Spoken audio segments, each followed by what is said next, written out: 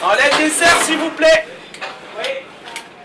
13h au château des Îles, Barbara, 19 ans, reçoit les derniers conseils de son chef. Purée de passion, crème, jaune d'œuf, sucre et tu mélanges tout. Tu le mets dans un seau transparent. En stage depuis 4 semaines, elle apprend à réaliser les desserts de la carte, mais aussi à améliorer sa manière de travailler. J'ai appris beaucoup de plusieurs sortes de travail en fait, parce que tout le monde ne travaille pas de la même façon. L'organisation, tout ça, et ici j'ai vachement appris l'organisation, mon plan de travail. Loin des stéréotypes, elle travaille dans une cuisine calme, avec une ambiance studieuse au sein de la brigade. Comme on l'entend, ça ne crie pas. Franchement, j'ai des chefs gentils. C'est un côté très familial en fait. Parce que le matin, tout le monde se fait la bise, que ça soit du chef au plongeur, donc ça c'est très bien. En plus du côté familial, la carte change 4 fois par an, ce qui lui permet d'être polyvalente. Et pour son chef, qui la connaît bien, Je trouve qu'il était bien intégré dès sa première semaine, ce qui l'a aidé d'être à des stages avant qu'il arrive ici. Donc du coup, il est bien au niveau de qu'il comprenne plus des mots techniques, des démarches qu'on fait pour tout ce qui est au niveau d'hygiène. après avoir sorti une dizaine de desserts, Barbara termine de ranger la cuisine et prépare de nouvelles recettes pour le prochain service. Lundi, journée de repos pour Barbara, elle n'a pas pu résister à l'envie de préparer des cookies pour Caroline et Théo, 2 amis d'enfance. L'occasion pour eux de revenir sur ces mauvaises expériences. Je crois que le Laurent c'était le pire. Hein. Les assiettes qui volaient.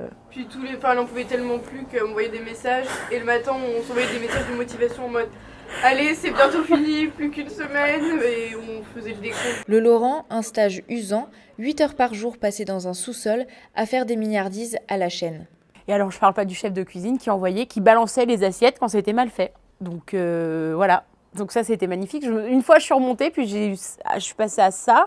Donc clairement à ça d'une assiette.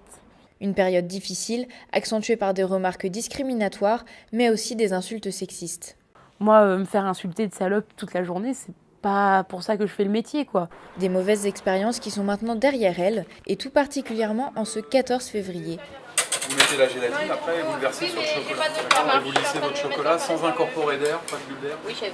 Barbara et les autres élèves de la mention dessert à l'assiette doivent réaliser une pâtisserie spéciale Saint-Valentin pour 65 couverts au lycée des métiers Montalo, un environnement qu'elle connaît bien.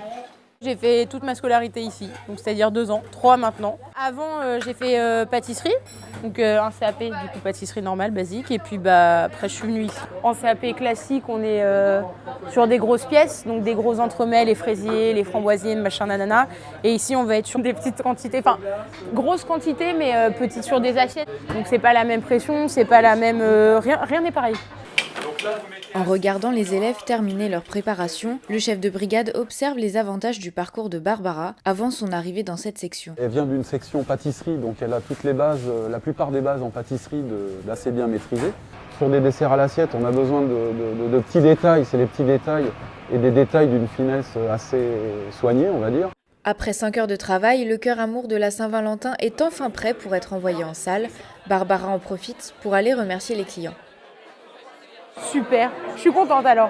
Merci beaucoup, bonne fin de repas. Fin de semaine pour Barbara, de retour chez elle à Villecresnes en région parisienne, elle retrouve sa sœur, l'occasion pour elle de parler avenir. Elle compte partir au Canada dans 1 an ou 2, gros maximum, ouvrir sa pâtisserie là-bas. Enfin, je crois que c'est plus un... C'est un restaurant de pâtisserie. Pour l'instant, les gens ils comprennent pas trop. Parce que ça m'intéresse pas d'avoir une boutique comme tout le monde. C'est comme tout le monde de travailler pour quelqu'un. Barbara et Vittoria n'ont que 18 mois d'écart. Ce peu de différence a créé une réelle complicité entre elles. Et quand on leur demande qui est la meneuse, C'est moi. Non, ça dépend. Si c'est sa recette, c'est elle. Si c'est la mienne, c'est moi. Ouais, et puis dans la vie de tous les jours, c'est moi. même si la pâtisserie n'a pas toujours été une évidence pour Barbara, elle est aujourd'hui déterminée à réussir dans ce milieu. Elle a d'abord voulu devenir avocate, puis ensuite elle est repartie sur d'autres choses, du genre elle voulait devenir vétérinaire, des trucs comme ça, puis elle est repartie sur le truc d'avocate. Puis en fin de compte, on l'a un peu déçue quand elle était au collège en lui disant que c'était pas des études super simples, que ça allait prendre du temps, etc. Donc elle s'est rapatriée sur la pâtisserie et en fin de compte, elle en a fait son métier. Je suis fière de son petit parcours.